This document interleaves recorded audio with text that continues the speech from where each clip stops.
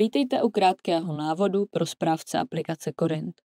Ať už jste ICT administrátor nebo učitel, který má na starost správu účtů, v tomto videu vám ukážeme, jak jednoduše přidělíte licence a rozdělíte je mezi učitele a žáky.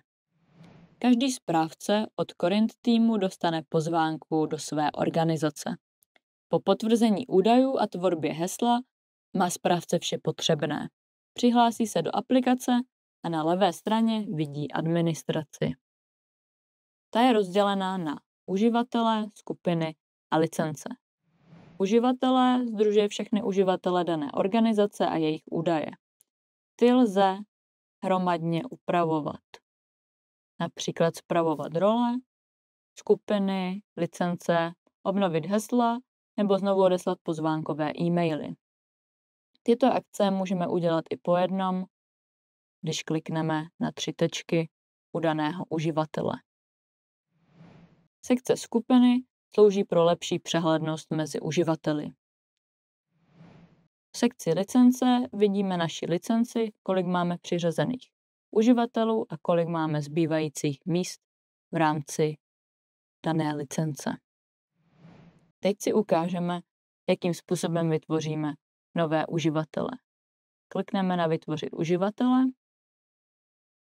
Momentálně se nám ukážou 2 způsoby. Buď to můžeme přidat uživatele po jednom. Vyplníme potřebné údaje, jako je například role. Aby někdo další mohl dělat administraci, tak musím přiřadit roli adminu.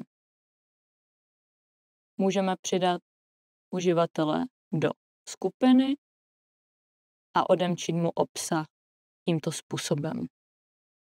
Také lze importovat uživatele pomocí CSV tabulky, a to především, když máme větší množství uživatelů.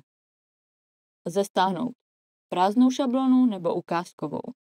Já ji mám již předpřipravenou, takže ji nahraju.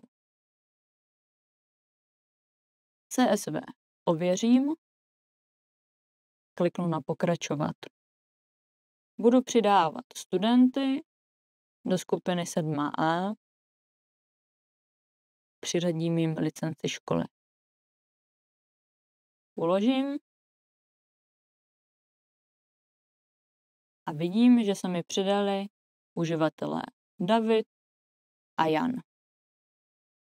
Jak vidíte, správa organizace v Korintu je rychlá a přehledná. Za pár kliknutí máte hotovo a všichni ve škole mají okamžitý přístup k aplikaci. Další tipy a návody najdete na našem blogu a v knihovně videí.